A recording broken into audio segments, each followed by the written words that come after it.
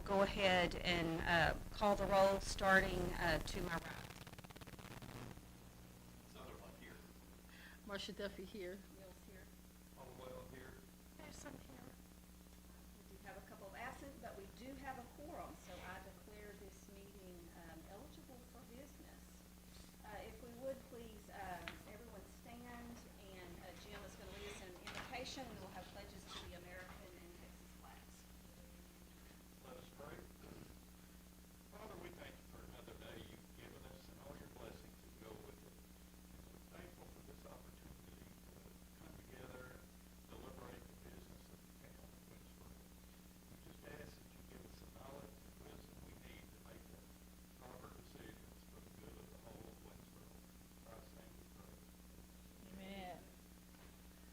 I pledge allegiance to the flag of the United States of America and to the republic for which it stands, one nation, under God, indivisible, with liberty and justice for all.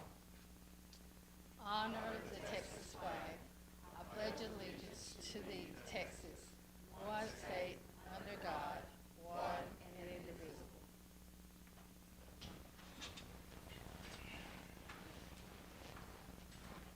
Moving on to item 4.1 and 4.2, our staff report, starting with the farmer's market report. I am Ann Miller with the Winnsboro Farmers Market, and I wanted to let y'all know of one of the updates. I know that we've been discussing fans and for the farmers market, and I did have an opportunity to meet with an electrician, and he did actually suggest that we go with the ceiling fan option, which we have now, and that would keep us within that budget. So that would include the on that side. So I did just want to show you guys, and I think they look really sleek. It's a matte silver color, so they look really nice. Yep. So I just wanted to show you guys.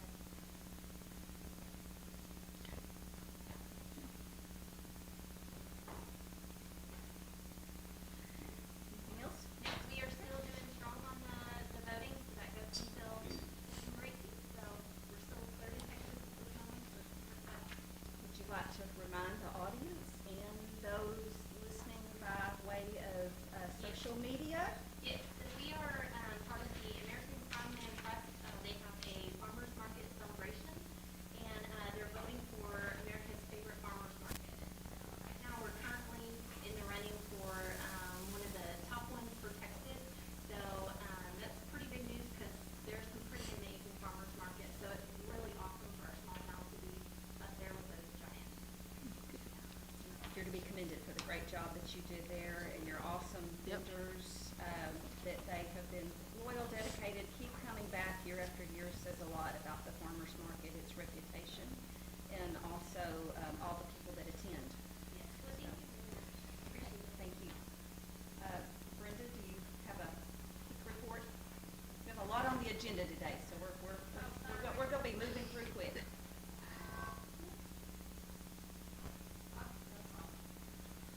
All right, y'all, so I'm still trying to get used to the schedule.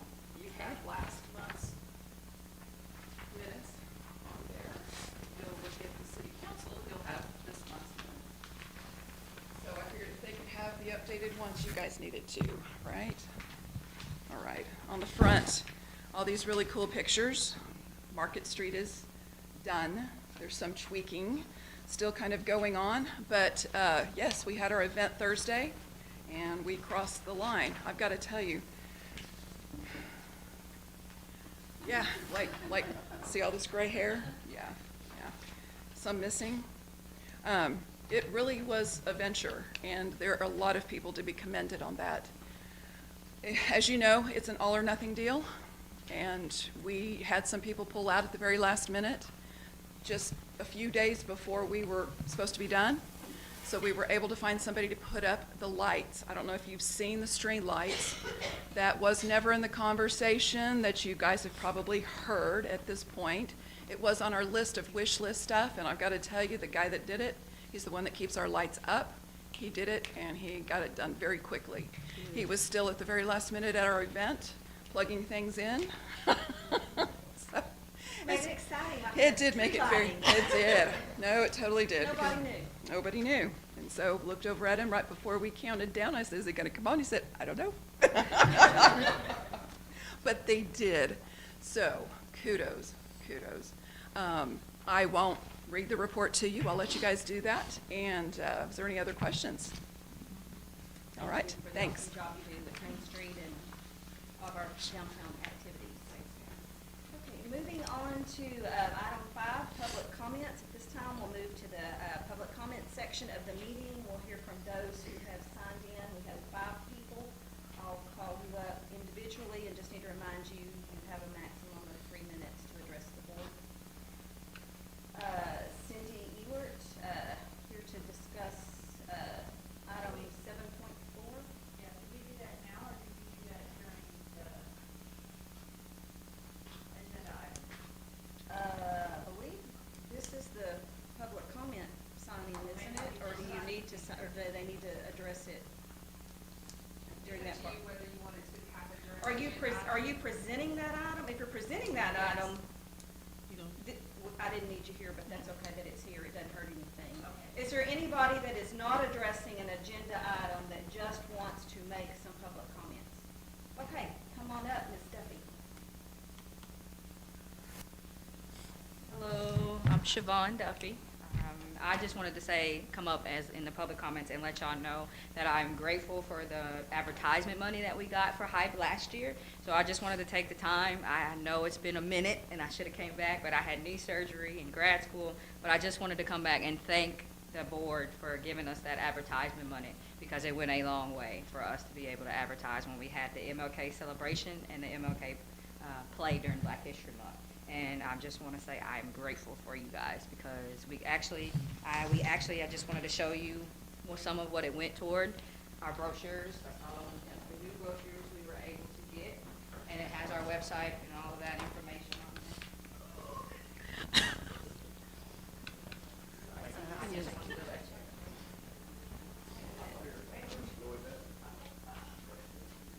But that's all I wanted to let you guys know, that I'm thankful for that money, that advertisement money. Thank you. We appreciate the good report back. Okay, moving on to items 6, minutes and financial reports. Consent items.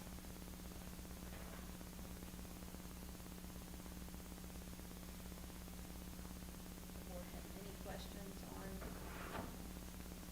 either of those items?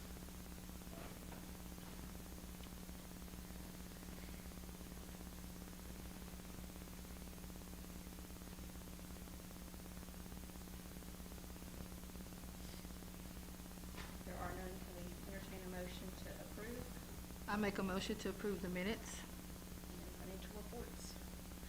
Okay, the consent Yeah. items, a motion to approve the consent items by Marcia.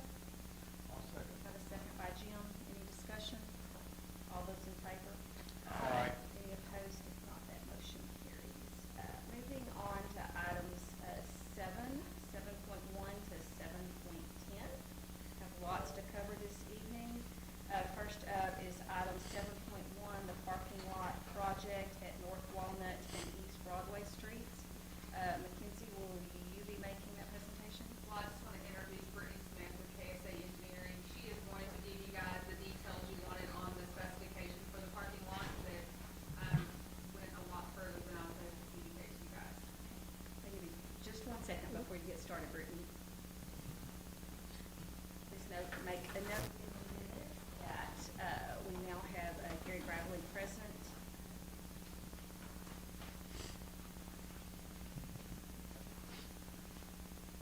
And we'll let Are we you get ready? started. Okay.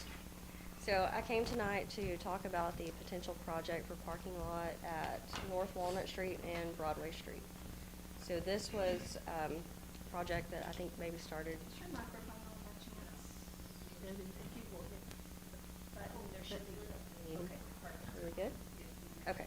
So this is for a potential parking lot at North Walnut Street and East Broadway Street to add between 25 to 30 parking spaces. And we've looked at concrete option versus asphalt. for a cost comparison. This would include an entrance off of, let's see, Walnut into the parking, but not a direct entrance off of Broadway. So the asphalt is a little bit cheaper right now. I'm not sure which option y'all are considering for this parking lot. Concrete? Okay. Well, the concrete pricing is a little bit higher. We're not necessarily looking for the cheapest option, we are looking for the most, I guess, bang for our buck. Put it in Sure. layman's term, I mean, if concrete is, the longevity and Right. it lasts longer versus the asphalt, the maintenance and the upkeep. Yes, the concrete does have a longer lifetime expectancy, so, but it is a little more expensive. A little is relative, so. Are there any questions on the parking lot? When will y'all actually have hard numbers and, actual schematics? You said, Schematic. you know, are we getting 25 parking spaces? Are we getting 30? And we can provide some exhibits and cost estimates on that. I do have some rough numbers that I could give you today if you're curious on cost. For concrete, you're looking at somewhere around the $320,000 mark on concrete for that is the more expensive. We don't have a layout right now. You would have to go through TxDOT approval if you have an entrance onto Broadway, which is unlikely that they will allow that given the road just adjacent to it. The scope on that included street lights. I'm not sure if that's something that y'all are considering. There were 3 lights in that with electrical improvements, but that is an additional expense that could be omitted. For safety purposes, we're gonna need some kind of lighting there, but I don't think it has to be expensive and decorative. Okay. I would assume SWEPCO has the light on the pole that comes on at dark. It's functional, it's not real pretty. Okay. So right now what we have included matches the downtown street lighting, but certainly can be taken out and utilize the existing street light that's there. Did you have a rough estimate on asphalt? You quoted I did, concrete. yes, it was around, 250,000. So only about 50,000 difference between asphalt and concrete. And again, that includes the street lights. 70 or 80,000. How much of that was streetlights? 60,000. 60. Mhm. Okay, I think I'm a little confused on this because have we put this out for bid yet? Mackenzie? No, because we had to get the specifications, and there was some discussion and debate on what those should say. So in order to get those specifications to meet the need of the parking area, that's what we're needing here. Okay. We need her to do that piece of it so that we can put it out and tell the contractor how we need the parking lot Okay. constructed. And what is the engineering cost for you to I tell don't us have, what we need? I don't have that with me tonight. We can certainly prepare an agreement for consideration if that's I something think you'd like that to would look be at. through the bidding process. Okay. And that way we can define the scope a little bit better, take the street lights out, I think is what I'm hearing tonight. Not necessarily. Okay. We'd like to be able to see it. Okay. We can include that. So forgive me since I was late in the process. Are we discussing this basically as a conceptual project at this point still with the numbers and whatnot involved? Or our decision here tonight is based on what? I think this is just the specs of the project because it hasn't been out for bids or anything of that point at this time. Right. Yeah. Well, I guess I was coming from a little bit different direction because one of the things that I had been looking at a number of different aspects is PID, Public Improvement District, which does take place with parking lots frequently in the course of things. And certainly I think that needs to be a consideration looking as well in this project. Would that be some grant funds that are available?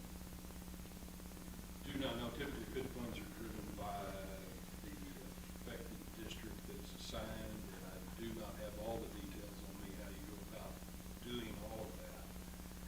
I've got a whole quite extensive in length. I've been reading through that quite a bit to see what we can do out there in that realm of things. That does put it back onto the property owners that are affected in that district.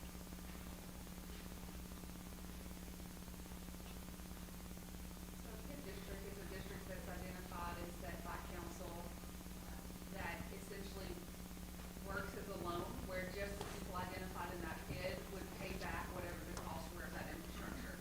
So instead of the entire city having what is known as an INS levy for debt service, this shrinks it down into a more specified area that would, the people who would receive the most benefit from it would pay that back.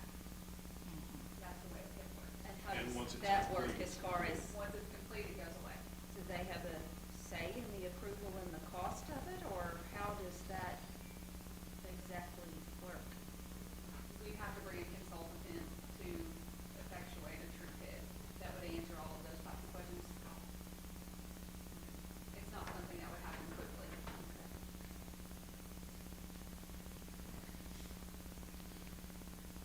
Any other questions? Thank you. Thank you. Moving on to the next item of business, 7.2, Winnsboro Trails Association. Good evening, I'm Tex Willis with Autumn Trails. We have our brochures in, so I provided y'all with a copy. If it's okay, I'll bring some in over here for everybody if they want, because I know Pam Smarter still needs to be delivered to. We're asking for $6,000 like last year. I sent a budget that we have. We kind of based it off of last year, and we're already kind of trying to move things around like the cups and wristbands. We might could cut some of that. I think it would be better for print and radio. We've looked at radio like KMU. They have a 500,000 listener area and 6,500 off of their website. So we're looking at some numbers there and doing that, and I believe we could probably get some more advertising that way. The television advertising just went way up, so we decided not to do KLTV this year. Do they have like a Best of East Texas, sort of like a calendar of events or something that Autumn Trails could get on? My wife has been putting it out to different places, like for the arts and crafts and the flea market. There's a East Texas vendors thing that she puts it on, and if she was here, she could tell you about all that. She's been pushing stuff out to places like that. That's her arena. Basically, what you're asking is for $6,000 to cover a portion of the $13,400 that was the cost of this year's brochures? Well, we about broke even on that. We're a little under that. I think by the time we got all done, we made about $100 or $200. We're still making sure every money's coming in. I think we still have a little bit more to come in, so we may break even or go over. But also with the newspapers and the print ads and the TV. Radio. But we'll take what we can get. Yeah. Typically, we would need to know exactly what you're going to be spending our advertising dollars for. And so that's kind of why I asked. In the past, I've always said it was to cover part of the printing and the costs of the brochure so that y'all's funds were available to do some of For these that. other And we things, got because in here It late, was so- the largest and the easiest for you to say this is what it's going for. Right. Do y'all have a different strategy this year? No, we've already paid for them out of what we had in the bank plus what ad money has come in. We had to get it done because time's getting short. It's here. It is. It's really here. And, the newspapers, they can flex a little, but the radio, if we do that, we have to get that in pretty quick to reserve a slot before other advertisers get to do their 29 advertisements a day and whatever. So.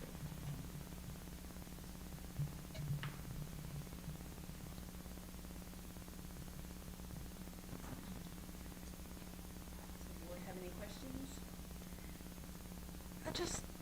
The Autumn Trails always, this is for a month-long activity, and we all know that certain weekends are more popular than others, especially the car. Everybody knows how much people bringing the cars, and it's just like a whole night, the rodeos and everything else. As far as getting the dollar for the money spent, I think this is more than adequate. I mean, What as I far- would like to get is figure out how many people come in. I know I've talked to Mackenzie about, was it Mineola that had a program they got where they use cell phones and they figure how many people are in the area?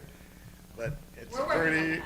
it's Hey, expensive. our retail coach people back We're there. working on Or, that. and I was thinking fly a drone over and then print them out and start counting. Oh, wow. It would be nice to know how many people. I know in the past, I think we're gonna do it again. In the past, I took a map of Texas, and I just walked around with a clipboard. What's your zip code? What's your Yeah. zip code? And I put strings to everywhere they went. We had a lot from out of state. So I may have to do that again, because that tells a lot. And then something else would There may probably. be an easier way. Okay? Yeah. And another thing I would like to If we do. can get it up and going by October. Yeah, and I was telling Mac if we could get zip codes, but find out where they're staying, because if we could show how many people are coming and staying here, then that helps with the hotel tax. So is the total ask $6,000? Yes. Are you satisfied with the specifics of it? Or I wasn't sure where that was headed, the question. It's the pleasure of the board. Typically, in the past, folks have asked for one particular, they've presented receipts for that, and that's what Holly is able to reimburse from versus just a carte blanche. They definitely are going to be spending the money. And on this sheet with the newspaper, I did go through and we got some more from the Winnsboro News and the Wood County Monitor and Piney Woods, and together that's $23,095. I mean, $2,395. So that's what we're looking at.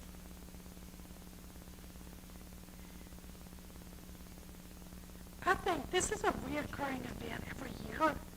And correct me if I'm wrong, don't y'all come before the EDC every year and ask for this? Yes, ma'am. And I agree with you there, but 62 years ago, I came to the first Alden Programs when I was 6 years old. And I've been coming here. You got me beat by 2 years. My parents brought me down here. It's one of the reasons I came this direction. I think it's probably one of the most economic development ventures we have here. Our Model A Club wouldn't exist if it wasn't for people coming here and saying, I like this area. yeah. We've done a good job with the tax. Thank you. They're really to be commended throughout COVID and the restrictions and other things over the challenges of the last 3 or 4 years to keep the crowds coming and, I believe that was the telephonic reinventing year. reinventing some weekends to freshen things up and draw the crowds. One thing, Gary Mall right now grows the hottest pepper in the world, and he's bringing in a hot pepper eating contest on that Saturday. I didn't know this. It's a circuit like bull riding and barrel racing. They come in from all over, so they're using the Dallas Are you district. signing up for that one? I'm not. Not me. That sounds like something right up your alley. Well, I could be talked into it. But, I can't. it's, Any further questions for him? Is there a motion on the floor? I make a motion to grant the Autumn Trails Association, my voice, excuse me, the $6,000 for advertising, which I am sure they'll be able to provide receipts and everything at the time that we need it. Second. Have a motion and a second. Any further discussion? All those in favor? Aye. Any opposed? Thank you very much. Thanks for all the work that y'all do. And Be thank sure and you. tell the board thank you. I will. We meet next Tuesday. It's a lot of work and not a lot of thanks that goes with that, so. Yes, it is. Appreciate all y'all do. It's definitely a wonderful Winnsboro tradition. Okay, moving on to item 7.3, Winnsboro Center for the Arts for the Cowboy funding request. And I would personally like to go ahead and combine that with 7.4 if there's no objection from the board. The Winnsboro Center for the Arts for the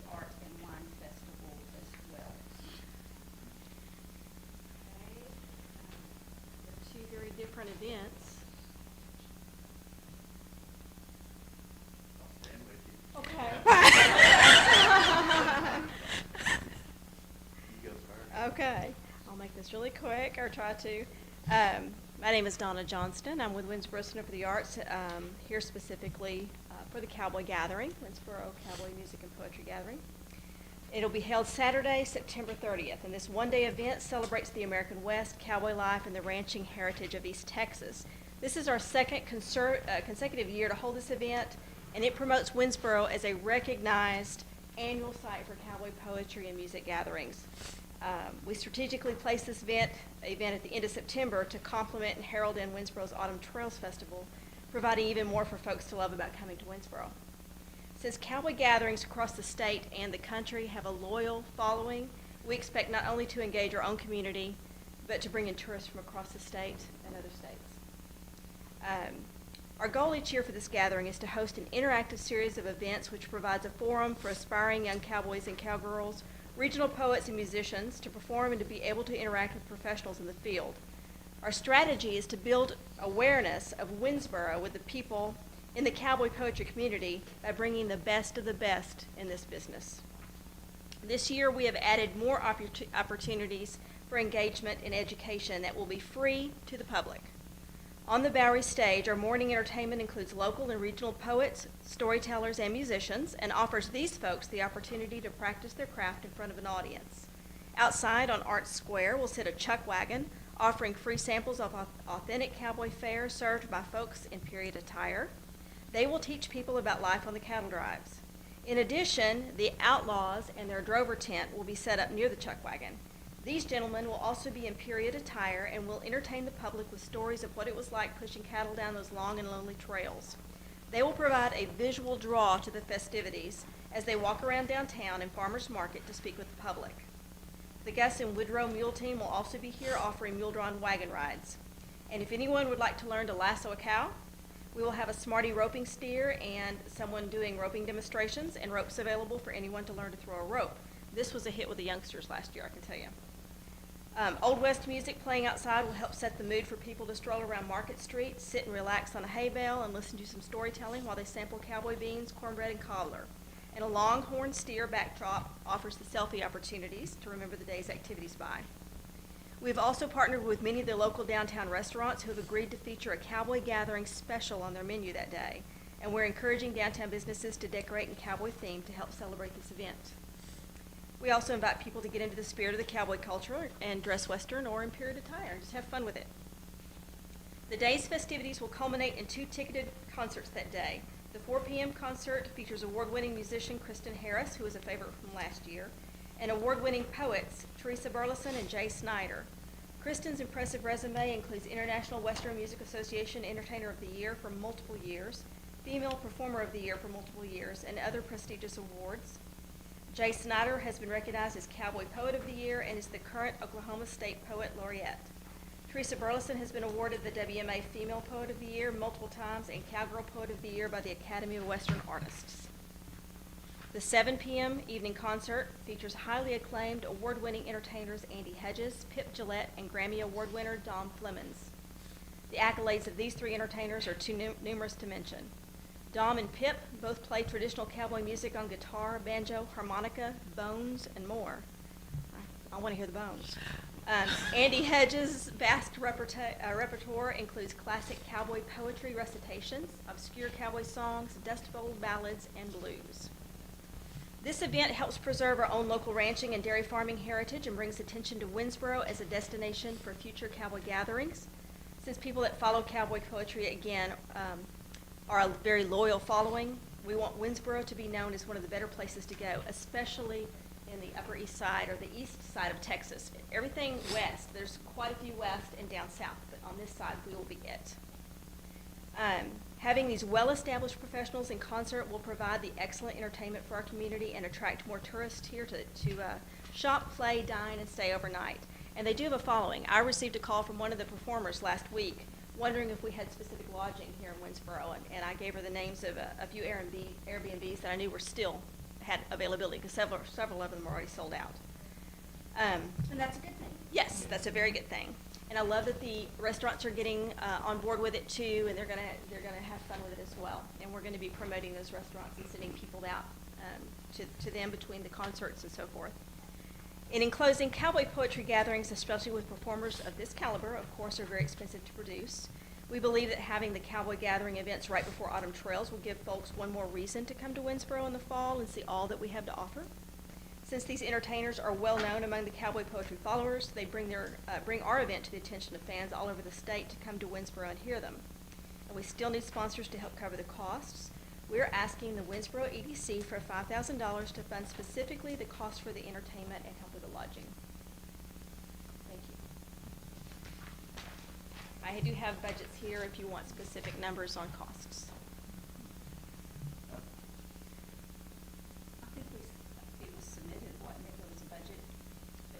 There was Jim sent me an updated one, yeah. 14,660 budget, I believe. Should we consider these two items separately since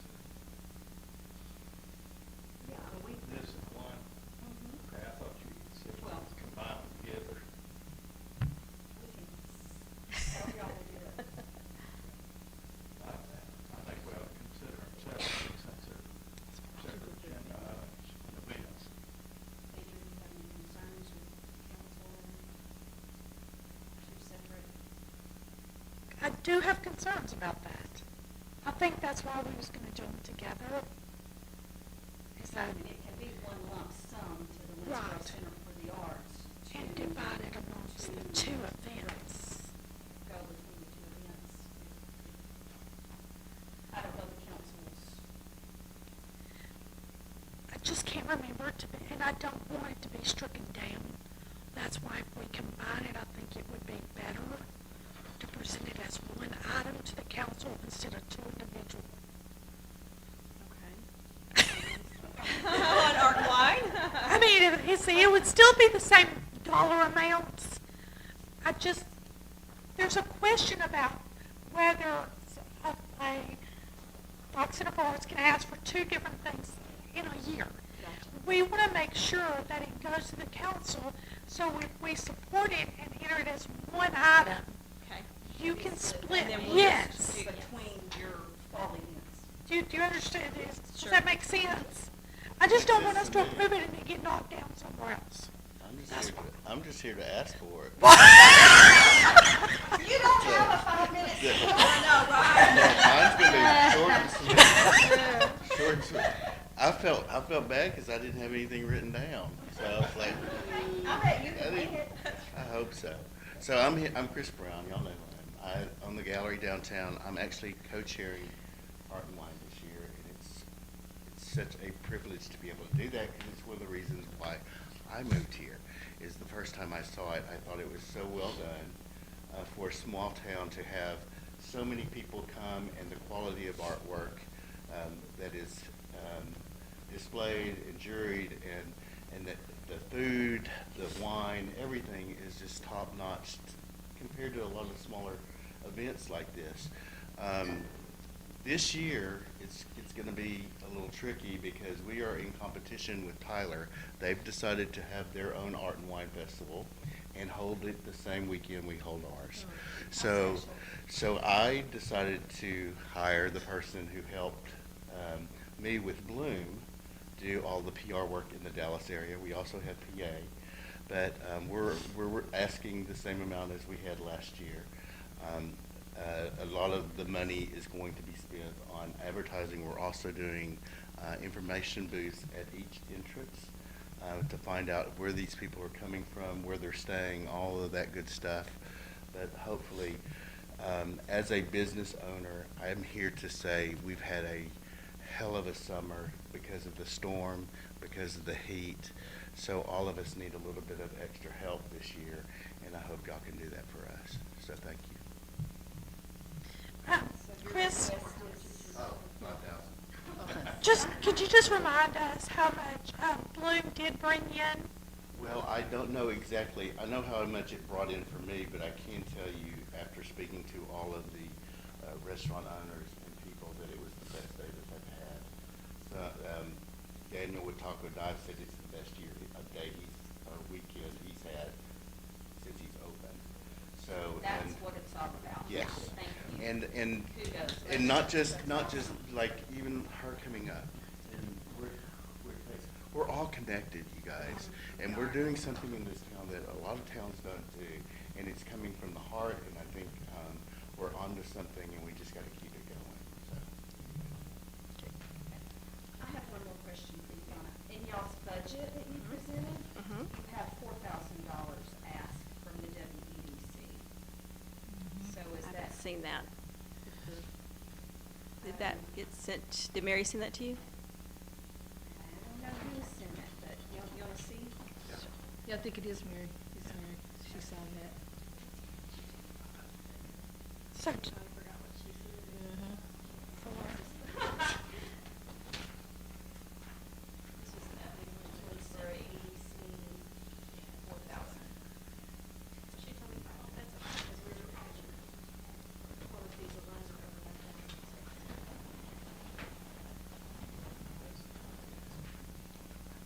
We'll certainly take what we can get.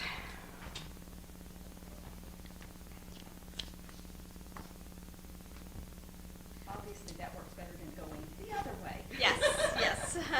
Having 5 there and asking for 4. Just wanting some clarity there. She's out of town, so So can they make a request for it to be changed or no? Okay. may I Really make a just did request? it. That's your hint to make the request? I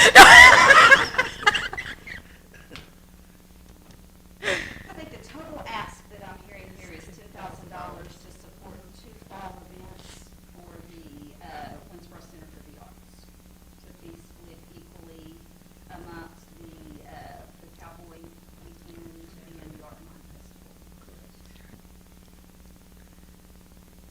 Does anybody have any questions for either? I have a problem with the numbers, I just have a problem with the ask versus what we're saying we're going to do. We need to clarify that somehow from a legal standpoint, so everything matches up.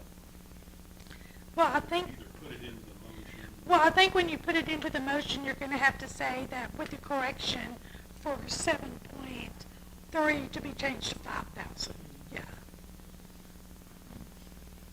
And I don't know that there was officially an amount listed in their application. It is just, I guess, in the budget itself, that they had plugged in that number for the Winnsboro EDC. There is a question mark after it. So it sounds like they weren't real sure how much they were gonna need either with the question mark there. I think she probably sent that before we had added some other entertainment, the chuck wagon and mule team and that sort of thing as well.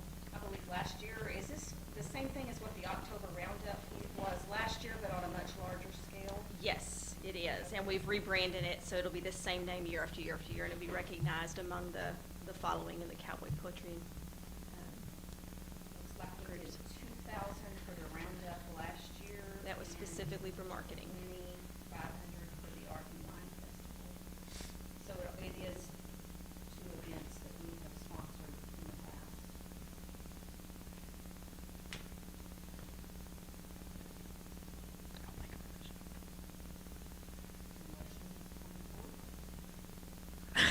I make the motion to approve 7.3 and 7.4 with a note on 7.3 to amend the request to say 5,000 instead of 4. We have a motion on the floor. Is there a second? I'll second. We have a motion and a second. Any other discussion or questions? All those in favor? Aye. Are there any opposed? Motion carries.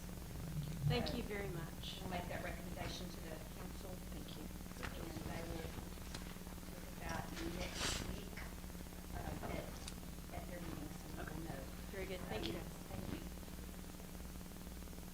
Okay, moving on to items, 7.5, consider the incentive application for Promised Land Bakery.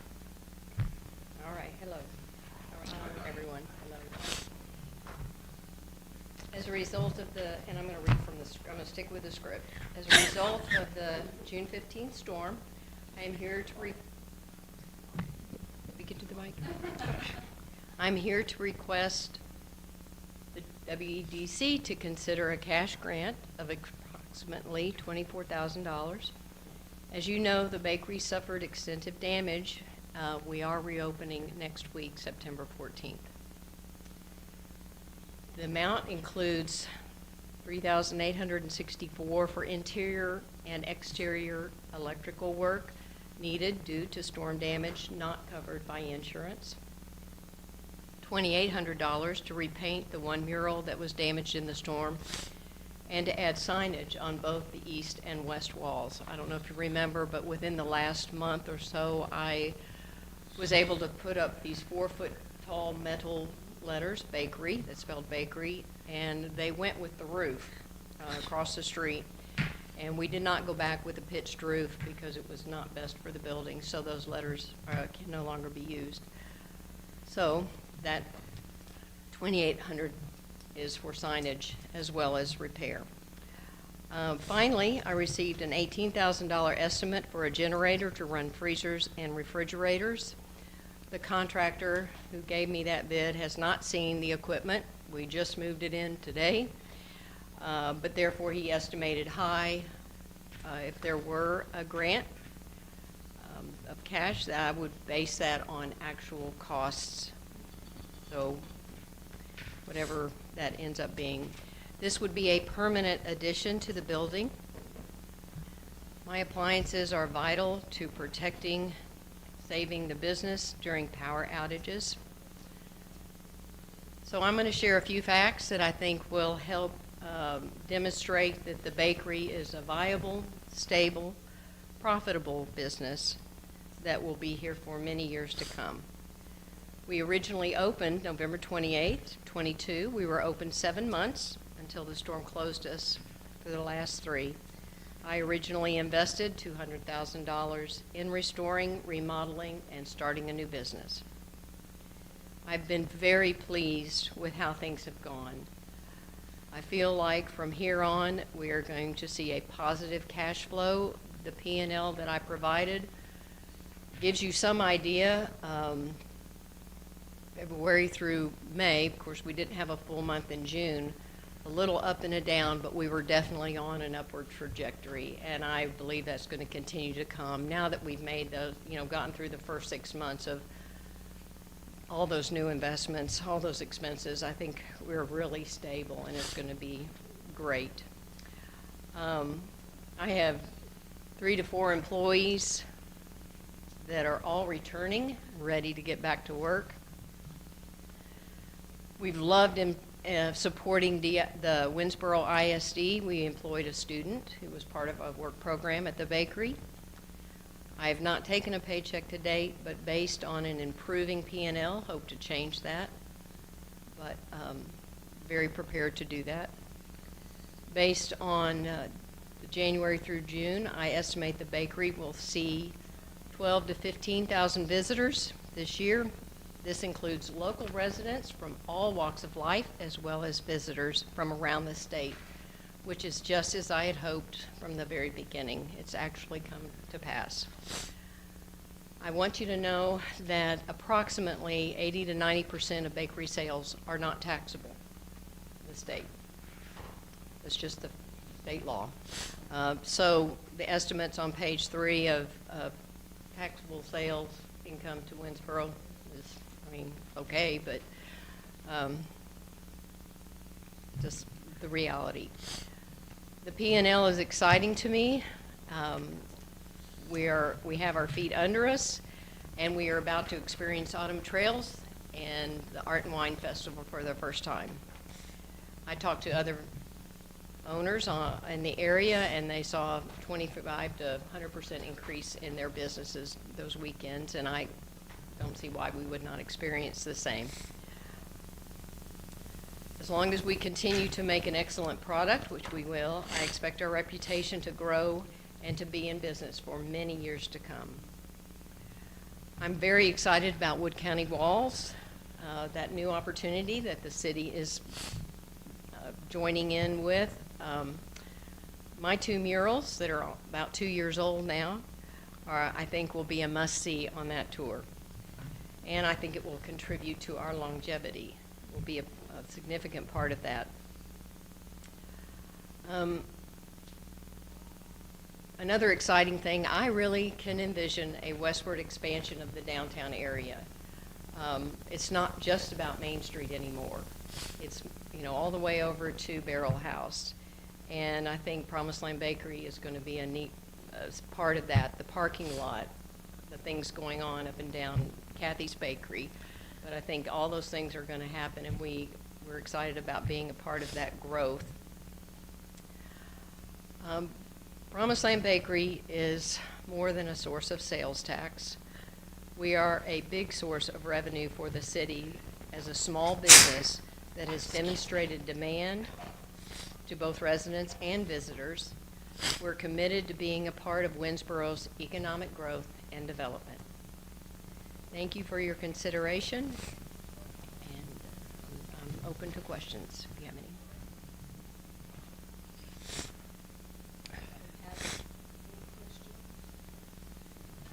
Typically, a generator would be considered personal property and not real property.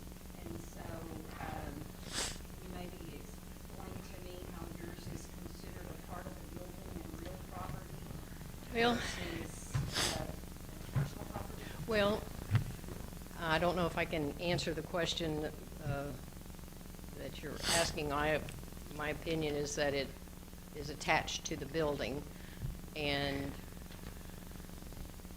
brings value to the building. I wouldn't take it with me. If I was to close the building, it would add value to the building. I'm not sure if I can answer that question. Do you have any firm bids on this? It's just The what bid- it says, we're thinking it's gonna run around $18,000. There's no itemized bid. Well, my And- contractor gave me that bid, $18,000, and I believe he contacted Generac.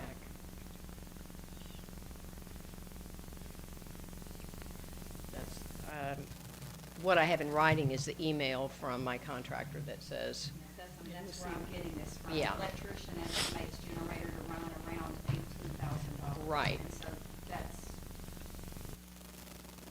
an email between you and the well, it's because contractor. nobody has seen, nobody's seen, they weren't able to judge this equipment based on the size of the building. It just wasn't in the building.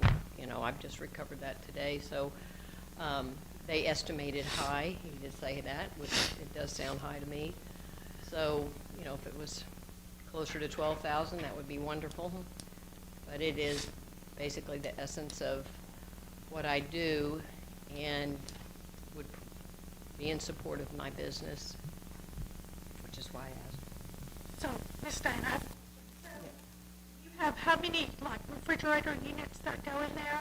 I have a double refrigerator, a single refrigerator, a double freezer, a single freezer, roofer, 2 Blodgett ovens.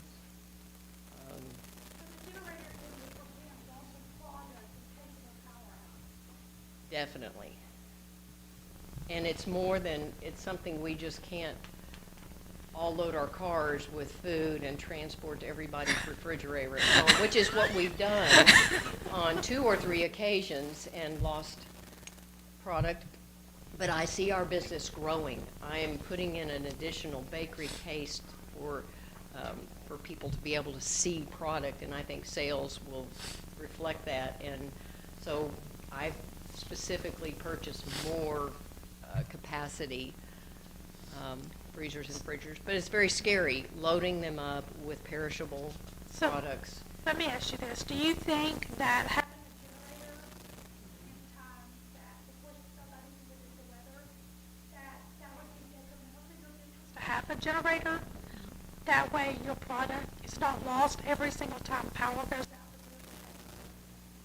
When public break doesn't, things happen. Sure. So I would think at that point it wouldn't be considered personal, that it would be considered business. I'm just trying to define that, Right.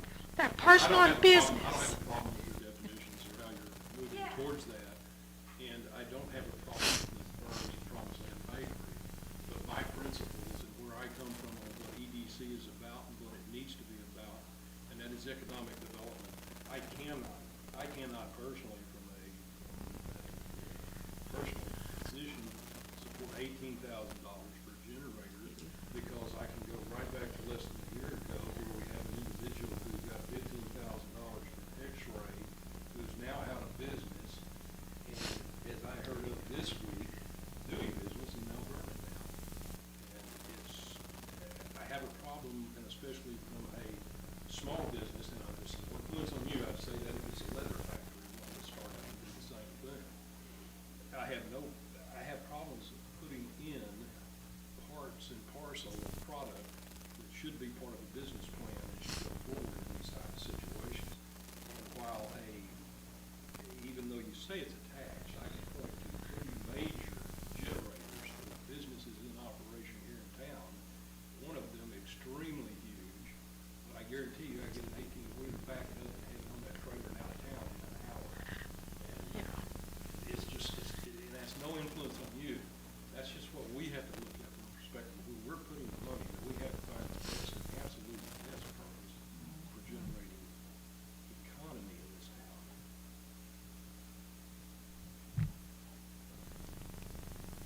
Has this generator already been installed? Oh, no. I won't, I don't have the money to buy a generator. I won't have a generator unless I receive funds to purchase one. The same with the mural repair. I probably won't do that unless I have funds. I guess my other question would be on the electrical. Mhm. It says electric bid, but it's actually just an email that states there's enough money in the insurance to cover 56, 35, 80 of the 9,500 electrical bill. That leaves 38, 64, 20 still waiting on generator costs. This is my first invoice for work done. So is there an actual itemized bid from a contractor or three that Well- states, here's my $9,500 electric bid, and this is what it's covering? I'm confident that the contractor has actual numbers from the different service providers he uses. The electrician gave him numbers of costs to do the work at the bakery. And we were given a certain amount from insurance, because I lost the roof and we're not putting back on the same roof, I'm paying more because insurance only covered the pitched roof. That's gone. It's not good for the building. We did a flat roof the way it was supposed to be done, probably from the beginning. And that excess cost is coming out of my pocket. The electrical, because we lost all our storage, we had to create a closet. Insurance is not covering any of that drywall, the carpentry work, that was required to do that. So this electrical is because all my electrical was in my attic and we went across the street. They're having to do the numbers, and it's a daunting process, and so I might not be answering your question sufficiently, but I do trust my contractor of the numbers that he gave me, that I'm going to be writing that check for that electrical portion. Look to your insurance company for a supplemental claim. They may have given you X dollars, but when you actually get hard bids, anytime you have an insurance loss, you can show. No, it's replacement value. This is what y'all gave me for replacement, but this is what it's actually costing to replace it. I was told. They should give you a supplemental check to cover whatever that difference is my understanding and experience on. Then it's not insurance replacement claims. value. Typically it is, as you say, Jan, they do give supplements. I just got through getting supplements on my property with a tornado. So you did something new and different, and No, they we went ahead and discovered covered that. There was an additional situation. Well, if there's any additional damage, yes, they will give me it, but if it's something new that was not there originally, Then that comes out of my pocket. yeah, From an insurance standpoint. yeah, Not me. yeah. Basically, you do have a firm bid on the mural invoice from Diego. Correct. And that would definitely fall under facade improvement grants, which we do approve on a 50% basis of the, we do have guidelines in place on that for 50% cost share on facade grants, signs, exterior work, anything that goes into that. And I will say too, in case some new members are here, that all the work that was done, all the murals, all the exterior paint, the awning work, all the lighting, I came to the city, but I did not have financials, and so was not awarded any grants for those expenses that also fell under those definitions. So this is the first time I'm asking for this money.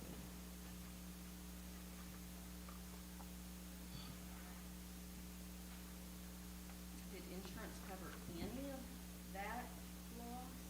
They covered the brick repair, but not the murals.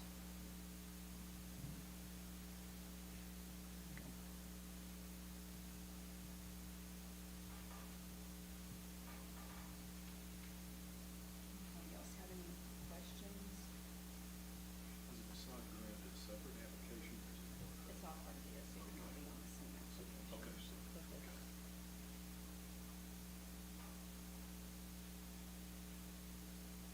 Actually, if you look right up above it, if she had marked facade improvements, that's probably where item 2 should have gone.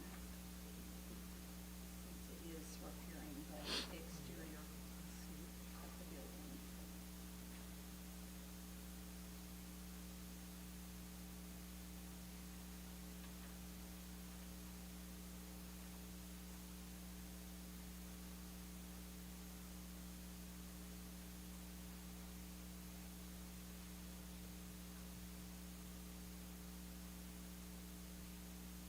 Anybody else have any further questions? After looking through the application?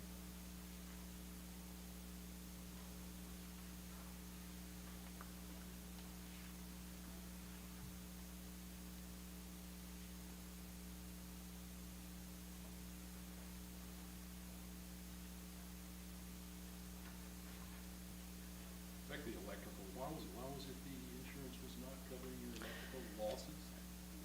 That portion was in the creation of the new wall for storage, so I have to put electrical in there, So this electrical is new, compliant and new, yeah. so it's something you're Yeah. doing above and beyond what was there previously. Right, because I have no storage unless I create that space. There's probably, because I got a double freezer, he had to put a different plug, and because all the electrical went out of the roof, it all had to be rewired inside the building, all that new stuff. Somehow, they're very fastidious, the insurance company is. They've got to get lots of losses. I had 72 pages of minuscule writing of itemized losses that I had to value and support costs. And 4 times they came out and inspected my appliances. So, anyway.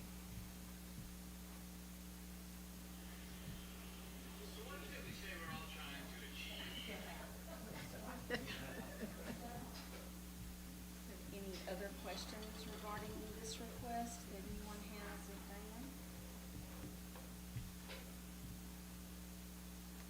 Question about the the other incentives that were approved. Can you go through what the remaining balances will be for those items after the last approved, so that you guys will have an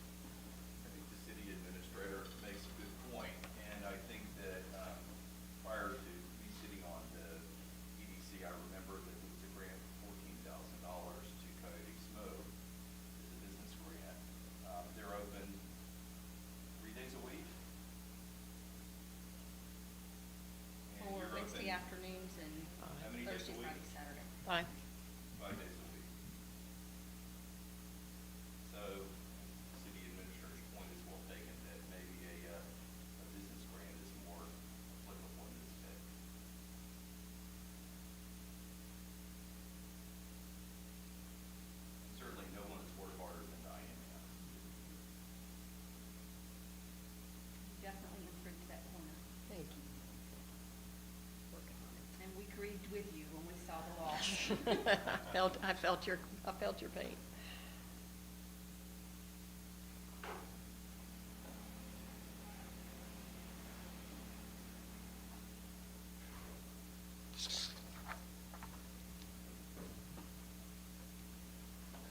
Total request is 24,664.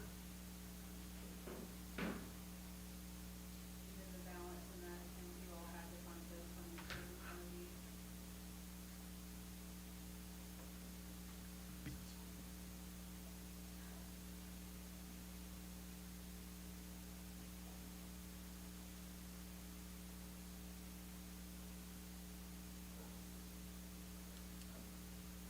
I'm open to whatever direction we do decide to go in the midst of this, but I want to use this as an exact point behind, we need to be taking a look a lot stronger at how we're doing these grants from this perspective, and we need to put some definition into our guidelines for how we approach these. This is a prime example of where it gets into the fine line detail. We've got a startup businesses making requests, we've got some businesses that have been here longer, we've got no definition between what that looks like. That's part of my reason for jumping into this from this perspective. And I said to you in a phone conversation that we're before moving into any kind of definition of what this EDC is supposed to be doing, so that gives you some leeway with me from that perspective. And as I told you before, I do not and will not approve the generator, but if we come at it from a little bit different direction, then I have no problem approaching that. What that looks like yet, I'm not sure until we finish discussing it from that perspective. But, and I certainly have no problem making sure she gets those signs redone, because I think that's a direct impact, like you said, from a facade grant standpoint. And I have no problem doing that in a full amount rather than 50% from that perspective. The other stuff is marginal with me, so I'm open to other ideas. Okay, so, just throwing this out here for general conversation. Because I totally agree with you as far as people go out of business, but, you know, I'm with you. So what if we put a condition? Can you put a condition on it? A clawback? Well, that if the, you know, that the generator be, this building and this, and you tell me that on that. I'm trying to even come up with the word, but you kind of get what I'm talking about.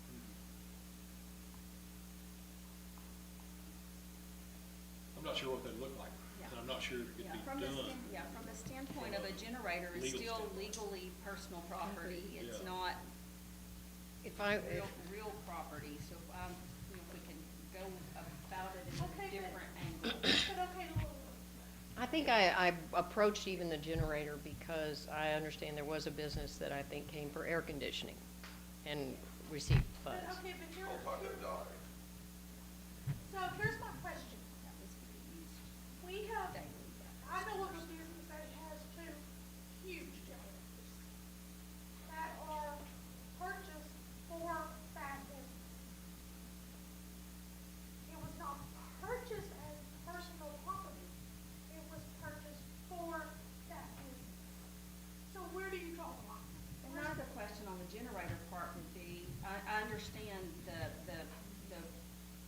preservation of your product and things like that, but a generator isn't something that you're going to use daily in your Right. business to generate That's true. economic development in town. It's kind of a what if. That's true. What if the electricity goes out and you've got Well, a no, it's a when it $16,000 to does. $18,000 It's not a what investment? if. And then are we opening up every other restaurant in town coming and saying, hey, I need a generator too? We've got a Yep. $50,000 budget next year. Or Are we going to be in the generator purchasing business? Exactly. Would Well, be my- Is understand. this area in the underground, Sweatco project, or is this she outside the realm of that, where they're putting the facility underground? The electrical, She's outside the outside Market that, Street where strip. they're just doing the Market Street, that arena. Okay. How many times have you been without power during your? Probably we're open 6 months and probably 3 times. How long has this been? Have you loaded your car up? Well, all time, we've all done it every time. Yeah. highway product. How long is it out? You generally give it, like you do at your home, give it a few hours and hope, and then load it up the freezer. Stuff, it's generally a day or two that we have to bring it all back. But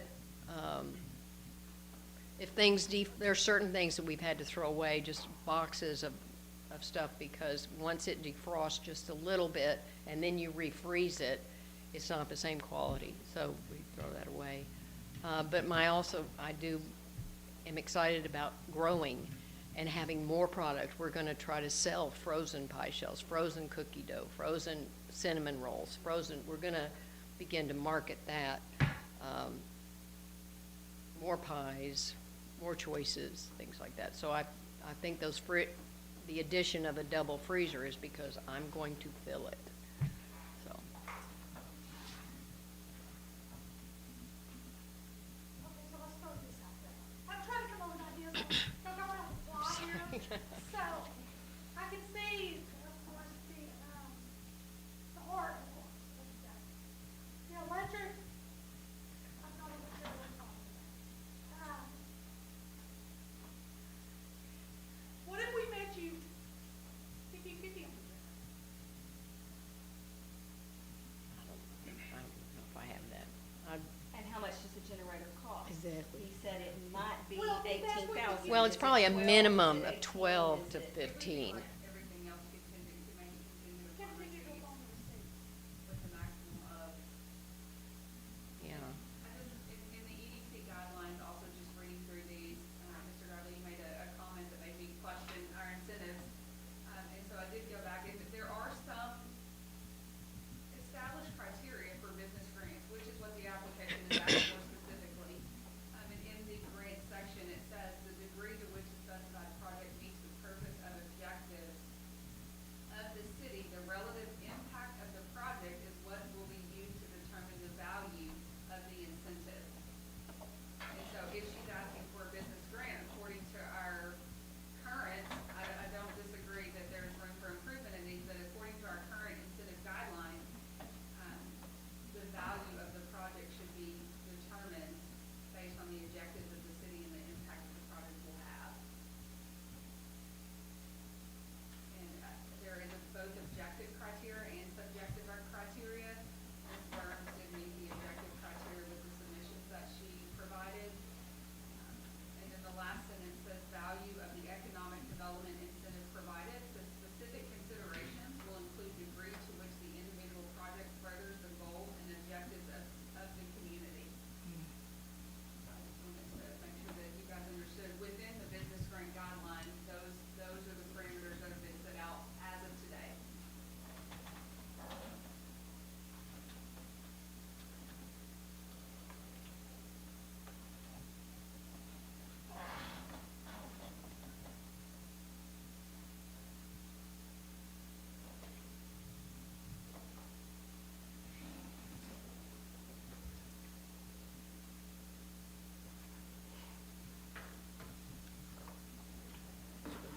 I always make y'all think.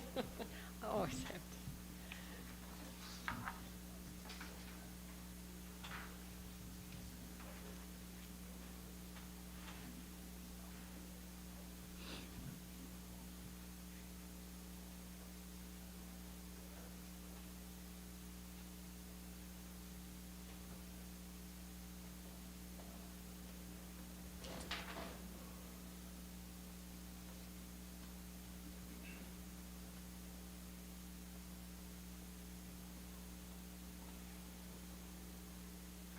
Yeah. I was saying to Gary that given how ambiguous this is about a generator or not generator, whether it's personal property, real property, space property, I don't know. The point is that it strikes me that the best thing to do in this case is to make some kind of a grant to the business. She's probably the hardest hit business in town. She's built this business from the ground up. Everyone here knows I'm friends with her. So I want that to be clear. But I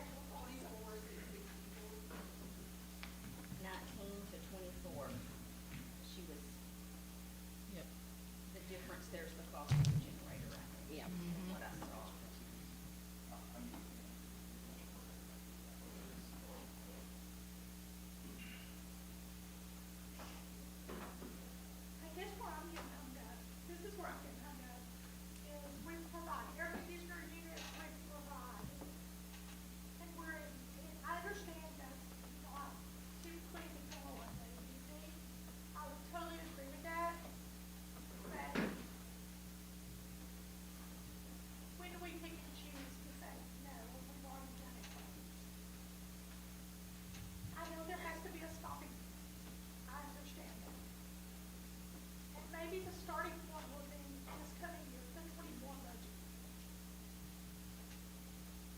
But that's where I'm getting hung up, because we have granted other businesses in town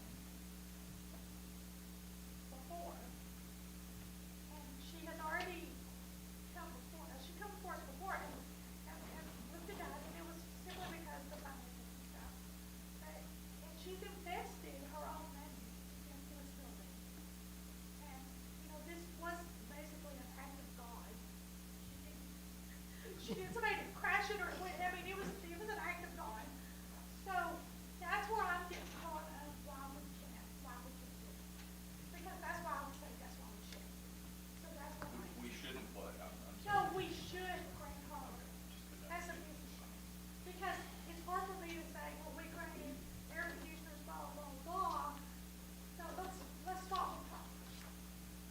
Yeah, I think, on an air conditioner, that's something you use on a daily basis. If she was coming to us with an air conditioner, folks are not gonna come into her business when it's 108 degrees outside, when there's no AC in there. It hampers your day-to-day. But a generator would be,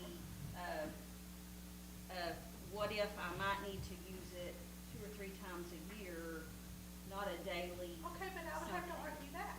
So- Because when you're saying, So I think that's kind of why Carl had suggested, let's get away from using generator in this at all. do it as a business. Decide how much we want to Yeah. grant her How much you gonna business give for her to use for I say give her expenses of her choice. $70. Exactly. And, what Mackenzie read kind of allows for that, correct?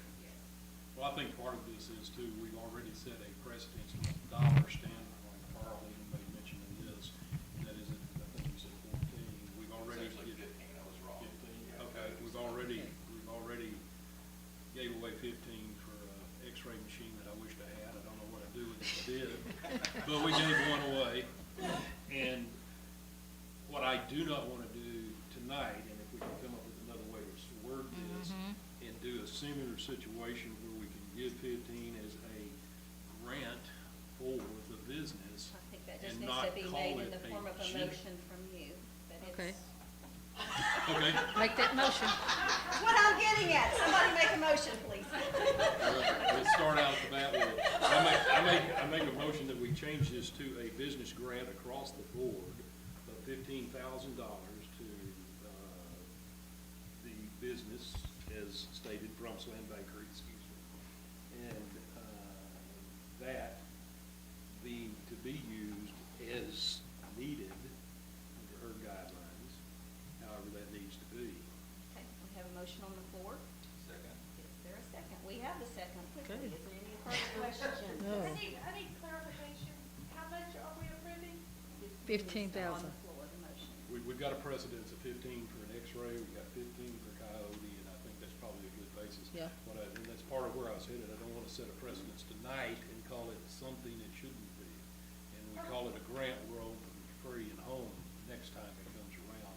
We have time to design what we need to design to get the EDC where it needs to have better governance from that perspective. We have a motion on the floor. Any further discussion? All those in favor? Aye. Are there any opposed? We will make that recommendation to city council. Thank you all. We have passed step 1. Okay, moving on to item 7.6, Farmers Market, Winter Market.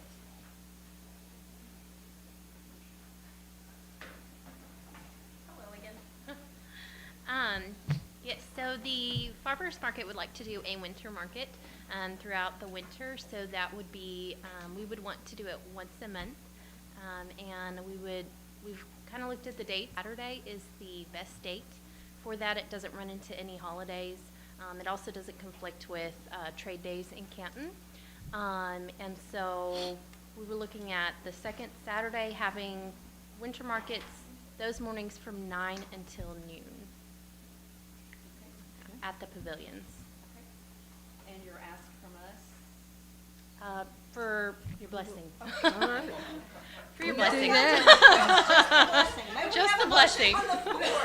I make a motion to approve the winter market for the months asked for. Okay, we have a motion on the floor. Is there a second? I'll second. Any discussion or questions? All those in favor? Aye. Any opposed? If not, motion carries. Thank you. Moving on to item 7.7, reappointment of the board members. According to our bylaws, we have 4 and 3 board positions that expire on the odd and even years currently, with this being an odd year. Seats 1, 3, 4, and 6, which are currently held by Jim Hollowell, Marcia Duffy, Steve Andrews, and Gary Gravely, are up for reappointment. And so could we have a nomination and recommendation on the floor to bring those reappointments to city council for serving another term? Unless there is someone who does not want to be considered. That was my only That was question. my question too. Does everybody want to do it? It's not slavery.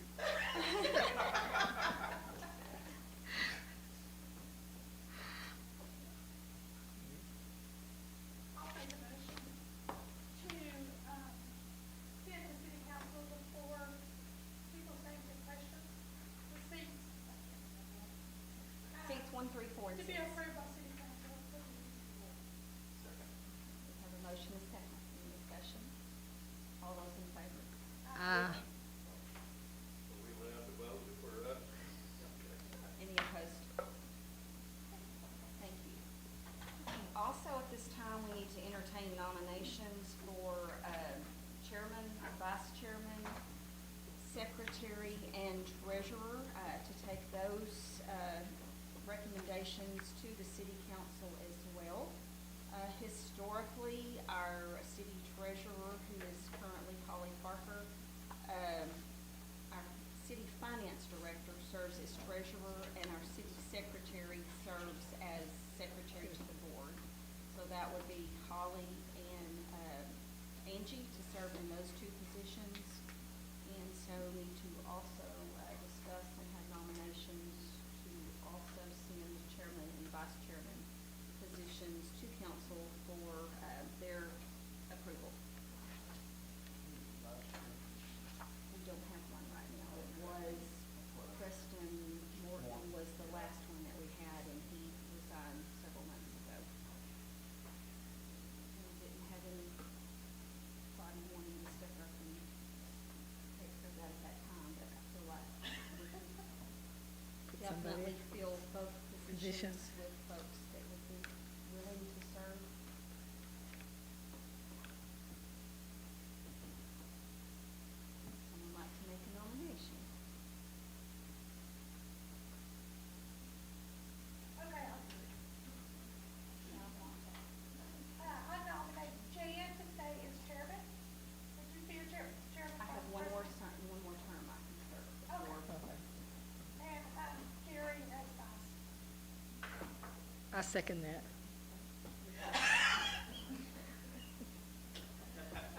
Remember, this is not, Hey, a- guys. you know, this is. we I'm just going pick- to. you know, We have a motion and a second. Is there any discussion? And Gary, would you be, I'm open to that. any other discussion?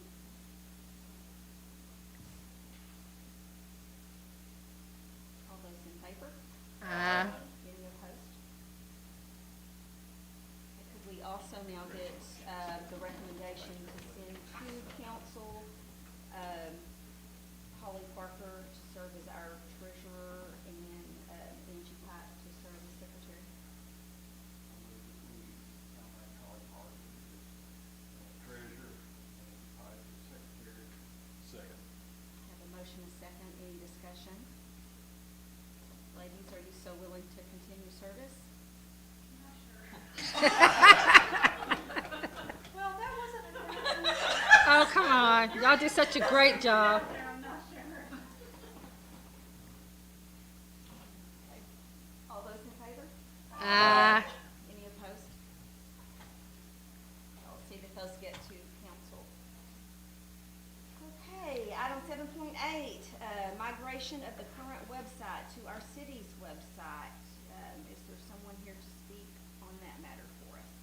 I'm gonna let Angie fill you guys in on this. She's been in communications with the website folks. We get lots of complaints about the WEDC website because it's old, antiquated, they don't like it. And so Angie found a solution, and I'm gonna let her present that. So, you guys saw the estimate that was in your package. Could you come to the podium and use the microphone? Can I bring her Yes, microphone? yes. She also has to simultaneously keep the minutes at the same time. Yes. I just know sometimes we have a complaint from those online that can't hear if we're not using the microphone, so. This is not working for me.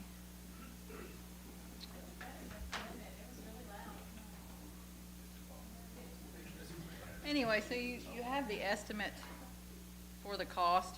I'm sure you've all seen the EDC website as opposed to the city website, which was updated 2 years ago. Can get this to work, which I cannot. Basically, it's the company that services all. Hey, since yours. I mean, I have it. It's the company that's servicing the city website now. Same company, so the existing EDC website would be migrated onto a sub-page of the city website, if that makes any sense at all. Why is that not casting? There will be a link on the toolbar that people would. Which there click is the now. EDC, If she can get this and to it would cast where just- you can see the difference. Instead of going to a separate website would. Right, correct. That would be the biggest thing, is it would all be under one umbrella. Yep.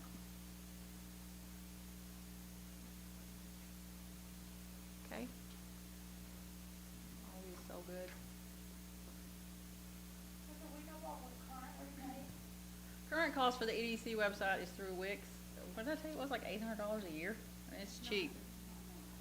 And you get what you pay for. I mean, you just do.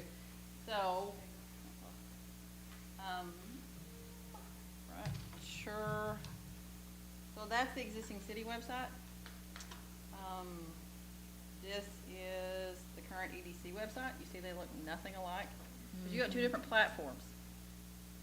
The existing city website is, you know, we went out for it, and it's a company that does nothing but municipal sites. This is just Wix. I'm not gonna lie. Right here, this is Cleveland, Texas. This is their city website. It's lovely. This is their EDC website.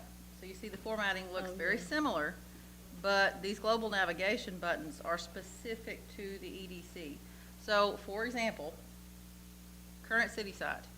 If we just did a simple department page, like police and fire, this is what we would get. I mean, you can do this, but everything is, you see, these global navigation buttons here are the same ones that are on the home page of the city site.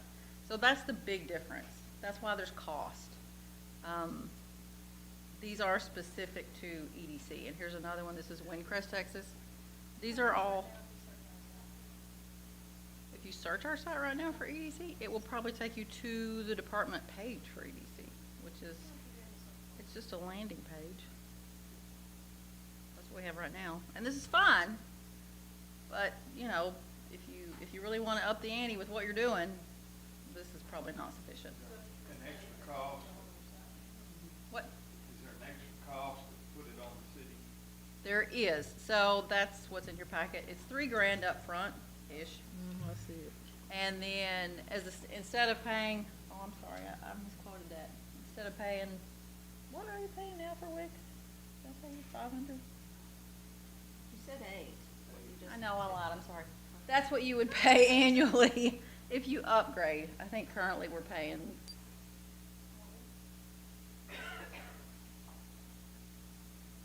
So the quote that we received here from City, right, yes, is that the only people that can do that, or?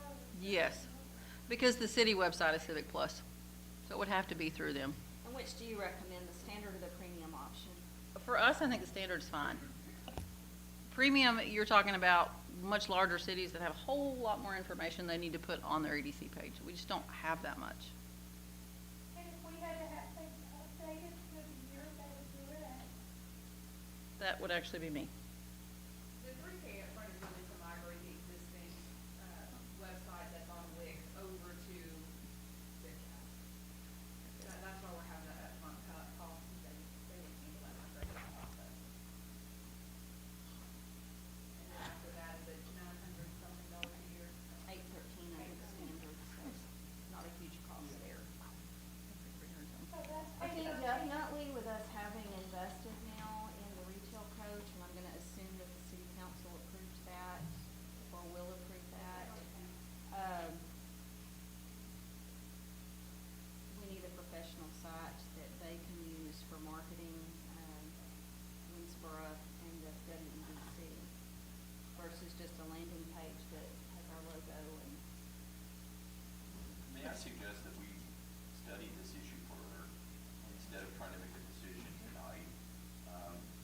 There's an awful lot of good examples of other cities that are our size that have done really good websites, integrated EDC websites also, and it's all part of one Would site. you like to postpone this item? Make a motion to postpone this item to a future agenda? Or to have a study group that wants to look at it, which I would be happy to volunteer. I understand. In conjunction with the city administrator, obviously, and what the needs are. Is that in the form of a motion?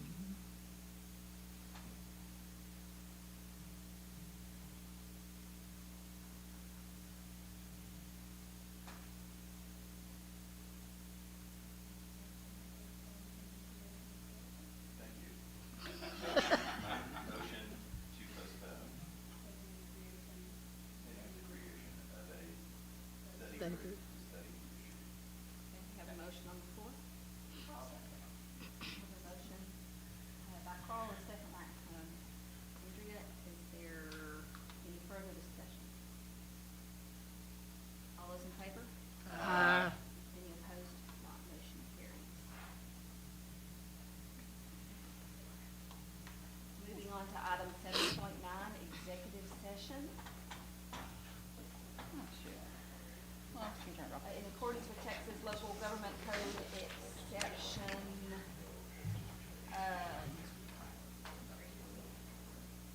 551.074, the board will adjourn into a closed session at 7:06